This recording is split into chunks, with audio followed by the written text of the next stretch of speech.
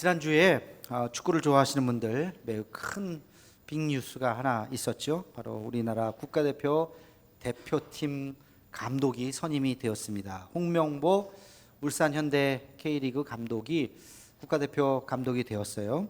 겉으로 볼 때는 2002년 월드컵의 영웅 아닙니까? 와, 잘 됐네. 좋은 감독 왔나 보다. 환영할 일이고 기대할 일이라고 생각할 수 있는데 현실은 전혀 그렇지가 않아요. 지금 그거에 대한 비난과 비판이 엄청납니다. 축구 팬들이 먼저 들고 일어났고 나머지 축구인들이 그 사태에 대해서 아주 절망하면서 절규하면서 지금 비판 성명을 내고 있어요. 홍명보 감독에 대한 실망도 있었고 더 나아가서 대한축구협회에 대한 엄청난 그 비난이 있어요. 이영표 선수도 그랬고 레전드라고 얘기하는 박지성 선수도 이 사태에 대해서 굉장히 비판의 소리를 냈습니다.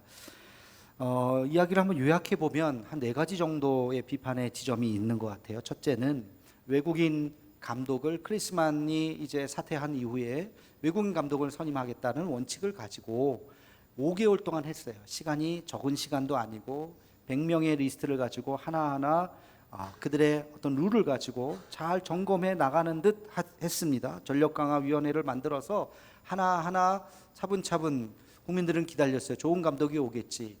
그리고 지금 대한민국 축구가 굉장히 위상이 높기 때문에 손흥민 선수도 있고 그래서 한국 축구 감독을 하겠다고 좋은 감독들이 손을 들고 오겠다고 하는 사람들도 꽤 있었습니다. 그래서 좋은 감독이 선임이 되겠지 했는데 갑자기 국내 감독으로 이렇게 너무나도 뜻밖에서 선임이 된 거예요. 그거에 대한 팬들의 실망.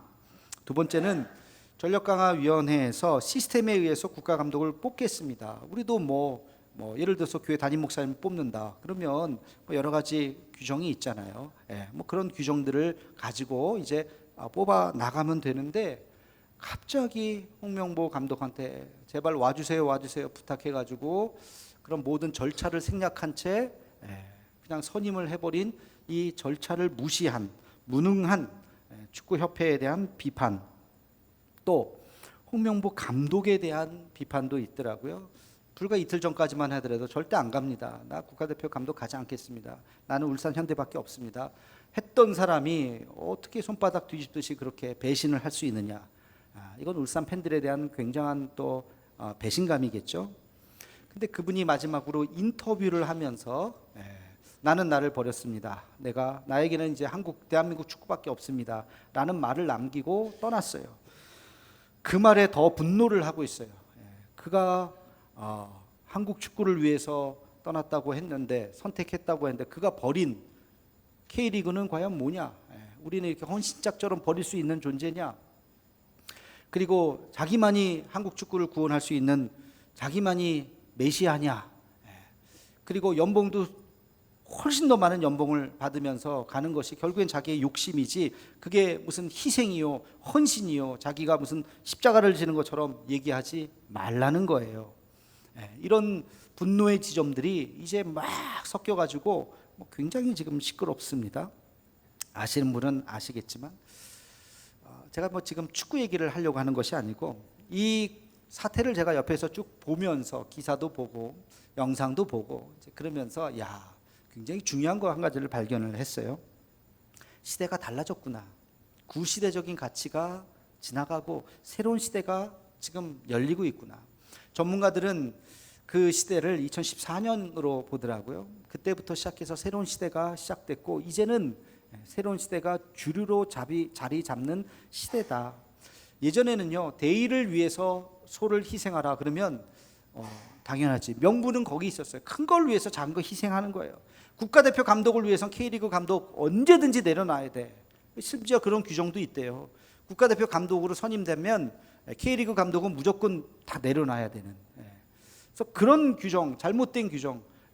K리그가 한국 축구요. 한국 축구가 또 국가대표 그 안에 있는 것이지 그거를 짓밟아서는 안 된다. 라고 사람들은 생각하고 있는 것이죠. 여러분, 시대의 전환기에 우리는 지금 와 있습니다.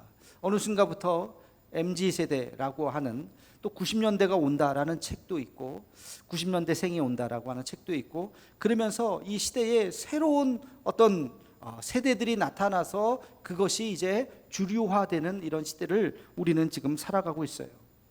근데요, 가만히 역사를 보면, 넓게 보면 언제나 시대의 흐름이라고 하는 것이 있었습니다. 고대에서 중세로 넘어갈 때 완전히 바뀌었어요.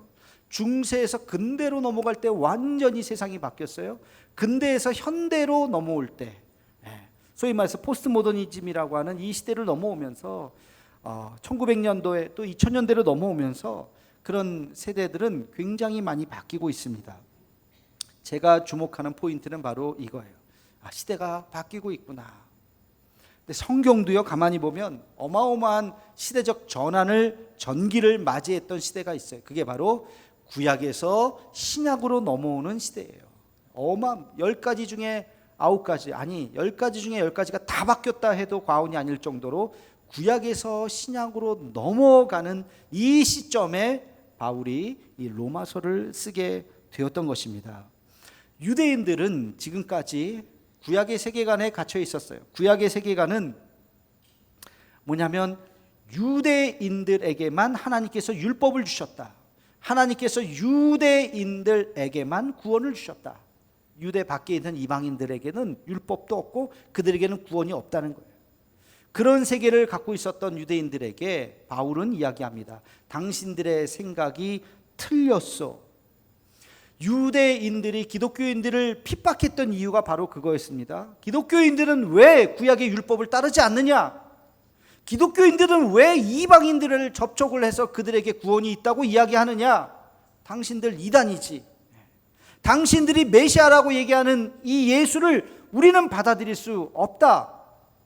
예수가 아무리 기적을 베풀고 많은 일들을 했다 할지라도 그의 최후는 나무에 매달려서, 십자가에 매달려서 죽지 않았느냐. 레위기에 보면 나무에 매달린 자마다 하나님의 저주를 받은 자니라, 이런 말씀이 있어요. 이 말씀이 있는데 어떻게 우리가 십자가에 매달려 죽은 저 예수를 메시아로 받아들일 수 있느냐? 그건 잘못된 거짓 메시아이다. 기독교인들은 이단이다. 잡아 죽여라. 거기에 앞장섰던 사람이 바로 사울이죠. 사울이었던 바울이죠. 그가 바로 그 일에 앞장섰던 것이죠. 그런데 이 바울이 다메섹 도상에서 부활하신 예수님을 환상 가운데 만나잖아요. 사울아 사울아, 내가 왜 나를 핍박하느냐? 나는 네가 핍박하는 예수다 라는 음성을 듣고 그가 놀라운 어떤 영적 체험을 하고 바뀝니다. 지금까지 생각했었던 그 유대의 율법, 과연 이것이 어떻게 변화가 되었는가? 예수는 누구인가? 예수께서 말씀하신 이 말씀의 의미는 무엇인가? 라고 하는 것을 그가 어느 날 정리하게 되죠. 그리고 그는 완벽한 그리스도인으로 바뀌게 됩니다. 그리고 다시 유대인들을 향해서 이야기합니다. 당신들의 생각은 틀렸소. 당신들의 생각은 부족하고 시대가 바뀌었어. 새로운 시대가 열렸어 하고 지금 바울은 이야기하면서 로마서에서 그것을 조목조목 하나하나 이야기하고 있습니다. 10장에 와서 아주 중요한 이야기를 해요. 이 모든 내용이 아주 중요한 것이 바로 구원이거든요. 구원이 무엇이냐라고 하는 이 구원의 문제에 대해서 이야기하고 있습니다. 우리 함께 같이 로마서 10장 1절 말씀을 함께 같이 읽겠습니다. 시작. 형제들아, 내 마음에 원하는 바와 하나님께 구하는 바는 이스라엘을 위함이니 곧 그들로 구원을 받게 함이라. 아멘. 형제들아, 이 얘기는 뭐냐면 나 유대인인 거 아시죠? 나 베냐민 지파인 거 아시죠? 나 바리새인 중에 바리새인 거 아시죠? 우리 같은 편이에요. 나 유대인이에요. 형제들아, 내 마음에 원하는 것은 하나님이 이스라엘을 사랑하신다는 것도 너무나도 잘 알고 있습니다. 구약의 율법 내가 당신들 그 이상으로 내가 잘 알고 있습니다. 우리 같은 편이었잖아요 라고 지금 이야기하는 거예요. 그리고 2절 말씀 함께 같이 읽겠습니다. 시작. 내가 증언하노니 그들이 하나님께 열심히 있으나 올바른 지식을 따른 것이 아니니라. 아멘. 그들이 하나님께 열심은 있으나 하나님을 열심히 따르는 거 내가 잘 알고 있어요. 유대인들이 얼마나 율법을 잘 지켜요. 그러나 그것은 올바른 지식이 아닙니다. 틀렸습니다. 지금은 바뀌었습니다. 구약의 율법이 예수님의 말씀으로 전환이 되었습니다. 유대인들만의 하나님이 아니라 이제는 온 세상의 하나님, 만유의 주가 되신 하나님으로 바뀌었습니다. 우리가 이것을 바라봐야 합니다 라고 지금 바울은 이야기하고 있어요. 그리고 3절 말씀 함께 읽겠습니다. 시작. 하나님의 의를 모르고 자기 의를 세우려고 힘써 하나님의 의에 복종하지 아니하였느니라. 아멘. 하나님의 의를 정확하게 알지 못했다는 거예요. 하나님의 의라는 표현은 했지만 당신들이 말하는 하나님의 의가 진짜 하나님의 의냐? 부족하다는 거예요. 결국엔 그 자기 의 아니냐? 그러면서 진정으로 하나님께서 말씀하신 그 하나님의 의에 우리는 복종하지 않았다. 예수 그리스도를 받아들이지 않았다는 뜻이죠. 그러면서 그는 이런 이야기를 합니다. 4절 말씀 함께 읽겠습니다. 시작. 그리스도는 모든 믿는 자에게 의를 이루기 위하여 율법의 마침이 되시니라. 아멘. 여러분, 구약의 율법으로 모든 것이 끝난 것이 아닙니다. 구약의 율법이 필요 없는 것은 아니고 구약의 율법을 버려야 하는 것도 아니지만 하나님께서 모세 시대에 모세를 통해서 율법을 우리에게 주셨고 그 율법은 지금도 유효하지만 이것은 미완성이라는 거예요. 미완성. 율법의 마침이라고 하는 이 마침이라는 단어, 탈로스라고 하는 단어는 마침이라는 표현보다 완성이라는 표현이 더 맞을 수도 있어요. 예수 그리스도로 인해서 율법이 이제 드디어 완성이 되었습니다. 미완성 마지막 한 조각이 예수 그리스도가 맞춰주심으로써 모든 것에 완벽하게 완성이 되었습니다. 그러므로 우리는 예수님의 말씀을 들여다봐야 합니다. 바울이 이야기하는 것은 바로 그것이죠. 당신들의 세상이 진리라고 믿고 있는 것이 끝이 아니라 새로운 세계가 열렸다는 것이에요. 그러면서 바울은 우리에게 구원이 무엇입니까? 구원에 대한 질문을 하고 있는 거예요. 여러분, 로마서 1장부터 쭉 보면서 이제 10장, 이제 거의 교리 부분이 끝나가요. 10장에 오면서 아주 중요한 죄는 무엇인가, 은혜가 무엇인가 쭉 이야기하면서 여기서 구원에 대해서 이야기합니다. 당신들이 지금까지 생각했었던 구원관, 그것은 부족합니다. 내가 새로운 구원관을 말씀드리겠습니다 하면서 바울은 구원에 대해서 이야기합니다. 자, 바울이 말하는 구원이 뭐냐? 우리 9절 말씀을 함께 같이 읽겠습니다. 시작. 내가 만일 내 입으로 예수를 주로 시인하며 또 하나님께서 그를 죽은 자 가운데서 살리신 것을 내 마음에 믿으면 구원을 받으리라. 아멘. 어떻게 하면 구원을 받는다고요? 예수 그리스도가 다시 사신 것에 대해서, 예수님이 우리 메시아가 되신다는 것에 대해서 마음으로 믿으면 구원을 얻으리라. 믿음을 강조합니다. 다시 말하면 행위가 아니라 믿음입니다 라고 지금 이야기하고 있어요. 이스라엘 사람들은요, 지금까지 구원에 대해서 이야기할 때 행위를 이야기했어요. 행위. 하나님께서 말씀하셨던 율법에서 말했던 그 행위를 잘 지키면 구원을 얻는다. 예를 들면 일주일에 2번 금식하라. 알겠습니다. 금식해야죠. 왜 금식해야 되는지는 신경 쓰지 않아요. 그건 몰라도 돼요. 금식하라라고 하는 일주일에 2번이라고 하는 그 시간, 그래서 내가 금식하는 것을 사람들에게 알려야 돼요. 티를 내야 돼요. 금식하려면 어떻게 합니까? 아이고 배고파, 밥 먹어. 아니야, 나 금식해. 이 말을 꼭 해줘야 되잖아요. 배고프다 그러고 밥 먹어. 나 금식 중이야. 티를 내고. 하여튼 티를 내면서 내가 이렇게 경건하게 삽니다. 여러분, 하나님께서 왜 금식 기도를 하라고 했을까요? 여러분, 금식은 다이어트 하라고 한 게 아니에요. 기도하라는 거예요. 금식, 기도하라. 금식하며 기도하라. 그 뜻은 뭐예요? 간절하게 네 목숨을 내놓고 간절하게 기도하라는 거예요. 기도는 없고 금식만 남아있는 거예요. 그들을 예수님은 비판하셨죠. 책망하셨어요. 뭐라고? 이 외식하는 서기관들과 바리새인들이요. 그 형식만 남은 것, 내용은 하나도 없어요. 예수님께서 어떤 사람들 이렇게 기도하면 안 된다고 하셨나요? 중언부언하지 마라. 중언부언. 무슨 뜻인지도 모르고 그냥 그렇게 기도하는. 여러분, 중언부언하면 떠오르는 단어가 하나 있어요. 수리 마수리. 수리 마수리. 수리 마수리가 무슨 뜻이에요? 우리가 맨날 수리 마수리 하는데, 여러분, 제가 찾아봤어요. 수리 마수리가 뭐지? 불경 중에 천수경이 있어요. 천수경. 천수경에 나오는 첫 단어, 첫 1장 1절 같은 거예요. 수리는 인도의 신 비슈누의 아내인 락슈미예요. 락슈미. 락자 빠지고 슈미에서 수리가 됩니다. 그래서 이 락슈미, 인도의 신 비슈누의 와이프인 락슈미에게 비는 거예요. 수리 마스. 위대한 락슈미여, 락슈미여, 위대한 락슈미여, 내 기도를 들어주소서. 수리 마하수리. 원래는 뭐 사바나 뭐 이렇게 하는데, 그 뜻이에요. 그 뜻이래요. 저도 찾아보니까 그렇게 나오더라고요. 여러분, 뭐 뭔지도 모르고 하는 그런 기도, 수리 마수리와 같은 그런 기도를 만약에 우리가 한다면 그게 무슨 의미가 있냐고.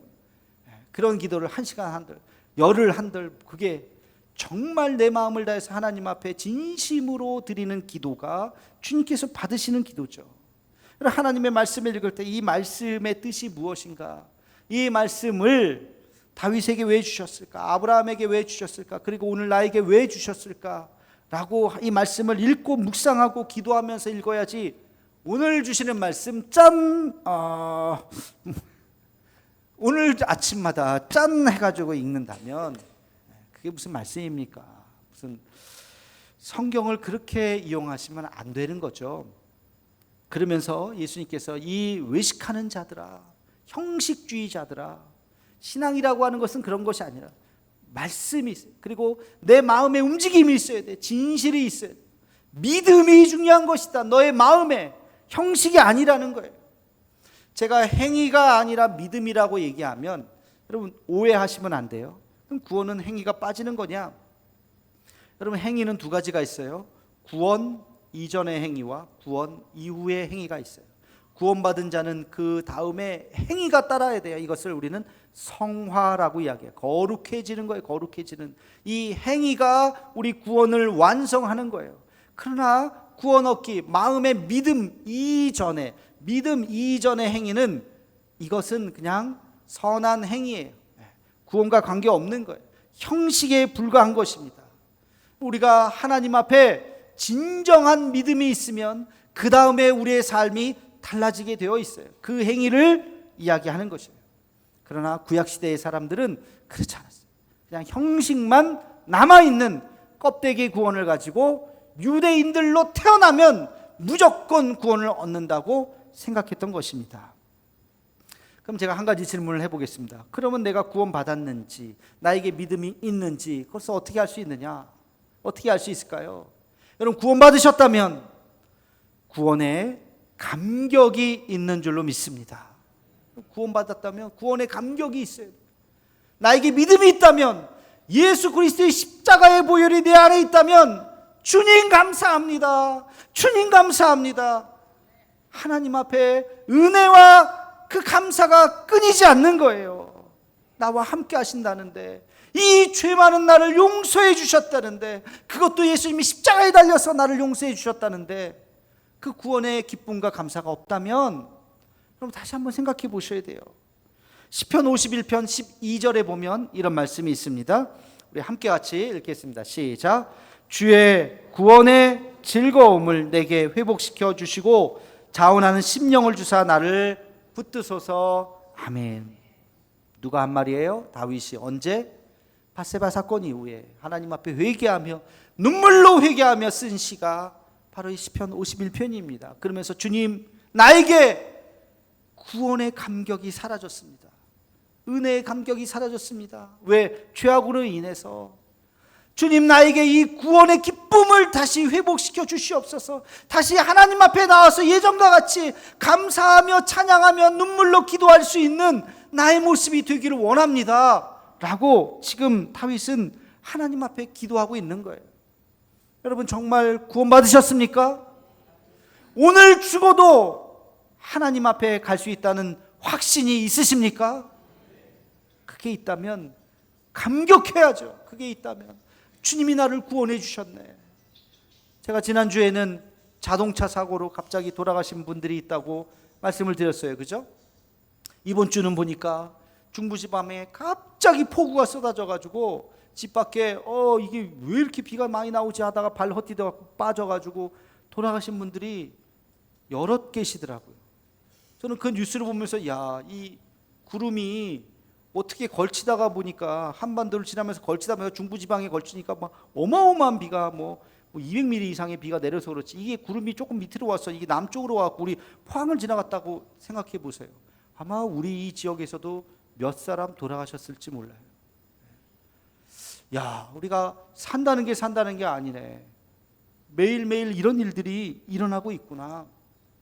다시 한번 내게 구원이 있는가? 저는 여러분들에게 다시 한번 꼭 말씀드리고 싶어요. 우리가 10년을 누가 보장할 수 있겠습니까? 20년을 누가 보장할 수 있겠습니까? 그러나 내가 오늘 밤이라도 주님이 내 생명을 거두신다면 내가 주님 앞에 설 수 있을까? 여러분, 이 질문에 답하셔야 돼요. 내게 구원이 있다면 주님 그렇습니다, 예수님이 십자가가 있어서 내게 구원이 있습니다 라고 고백할 수 있다면 여러분, 그 구원의 감격이 있기를 주님의 이름으로 축원합니다. 구원의 기쁨이 우리에게 있어야 돼요. 구원의 기쁨과 감사. 정말 내게 영원한 생명이 있구나, 사망에서 생명으로 나를 건져주셨구나, 그 구원의 기쁨이 있기를 주의 이름으로 축원합니다. 또 한 가지 구원의 조건이 무엇이냐? 10절 말씀을 우리 함께 읽겠습니다. 시작. 사람이 마음으로 믿어 의에 이르고 입으로 시인하여 구원에 이르느니라. 아멘. 자, 그 마음으로 믿어서 의에 이르렀어요. 내가 믿음이라고 하는 것이 있어요. 근데 한 가지 더 이야기를 하고 있어요. 바울은 입으로 시인하라고 이야기합니다.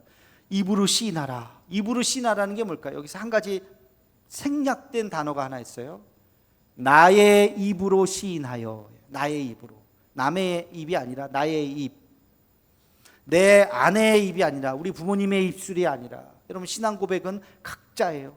여러분이 해야 돼요.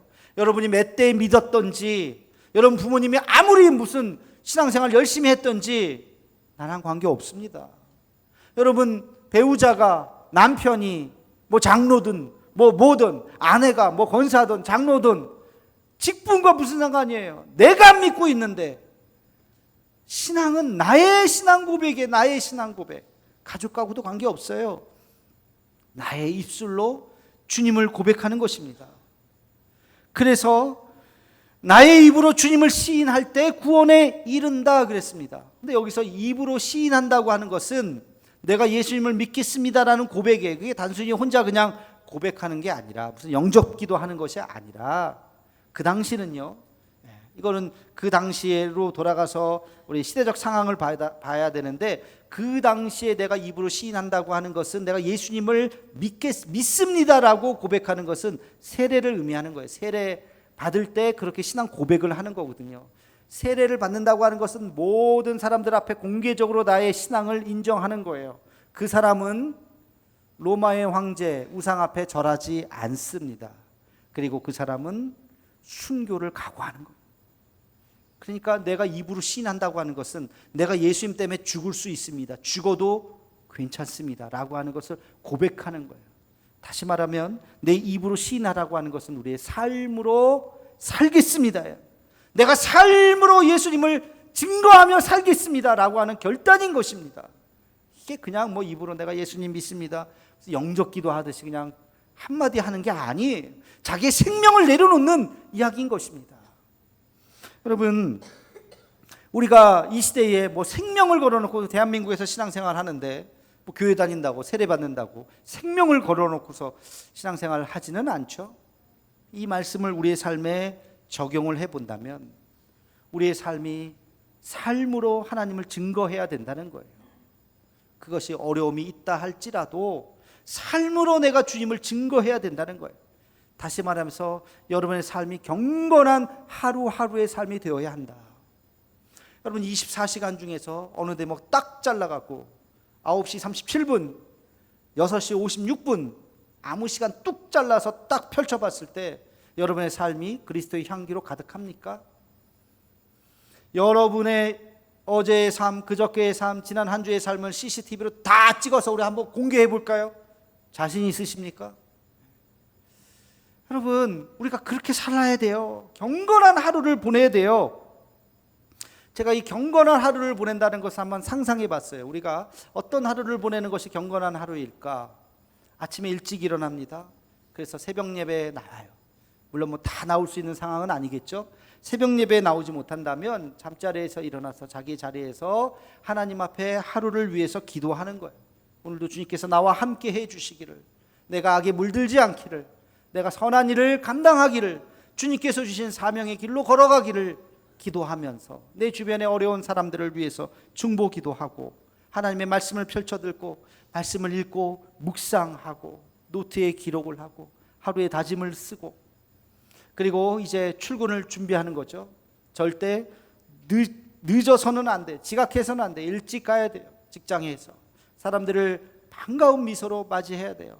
안녕하세요, 좋은 하루입니다. 밝은 미소로 만나고, 사람들 대할 때 온유하고 겸손하고 예의를 지키고, 결코 이야기를 하면서 남을 비난하거나 험담하거나 욕하거나 그렇게 말하지 않고, 그리고 함께 식사하고 차를 마실 때는 할 수 있거든 내가 먼저 대접하고, 주어진 하루의 삶을 살 때 중요한 일이나 어떤 어려운 일들이 있을 때마다 하나님 앞에 기도하고, 그리고 짬짬이 시간 있잖아요. 그런 시간에 신앙서적을 하나 가지고 가서 10분이든 15분이든 그 책을 읽으면서 자기 마음의 양식으로 삼고, 그리고 하루의 삶을 마칠 때에는 하나님 앞에 감사의 그 제목을 적고, 그리고 영성 일기를 쓰고 감사 기도를 하며 하루를 마친다. 참 아름답죠? 여러분, 이렇게 완벽하게 살 수는 없겠지만 우리가 이렇게 경건한 삶을 살려고 애쓰고 노력하는 삶, 그게 하루가 되고 일주일이 되고 한 달이 되고 1년이 되고 10년이 된다면 여러분, 그런 삶이 바로 주님께 입으로 시인하는 삶이에요. 내가 예수 믿는 사람입니다 라고 하는 것을 내 삶으로 실천하는 삶이라고요. 그렇게 살라는 것, 그것이 구원을 이루는 것이다. 내 마음에 믿고, 그리고 그 마음, 그 기쁨과 그 감격으로 살되 주어진 하루의 일상 속에서 그리스도의 향기로 아름답게 살아가는 말씀과 기도가 어우러지는 그런 삶, 그것이 바로 구원받은 자의 삶이다 라고 오늘 바울은 우리에게 이야기하고 있습니다. 여러분의 우리의 일상을 한번 생각해 보시기 바랍니다. 과연 내가 구원받은 자답게 살고 있는가?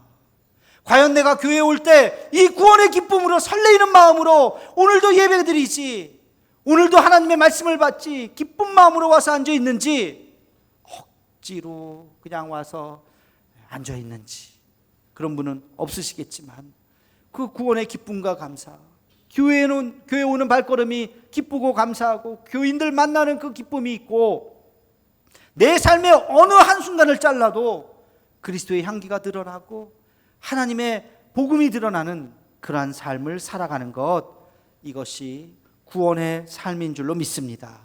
이 믿음으로 살아가는 저와 여러분의 삶이 되기를 주의 이름으로 축원합니다. 기도하겠습니다. 거룩하신 하나님, 구원이란 마음으로 믿고 입으로 시인해야 한다는 것을 깨닫습니다. 우리 안에 구원의 기쁨이 있게 하여 주옵시고, 그 감격이 있게 하여 주옵시고, 오늘 밤 주님께서 우리를 부르신다 할지라도 하나님, 내가 죽음을 두려워하지 않고 주님 앞에 기꺼이 갈 수 있는 큰 믿음을 허락하여 주시옵소서. 내 삶의 어느 한 대목을 잘라본다 할지라도 그 자리가 주님 앞에 영광을 돌리는 자리가 되게 하여 주옵소서. 예수님의 이름으로 기도하옵나이다. 아멘.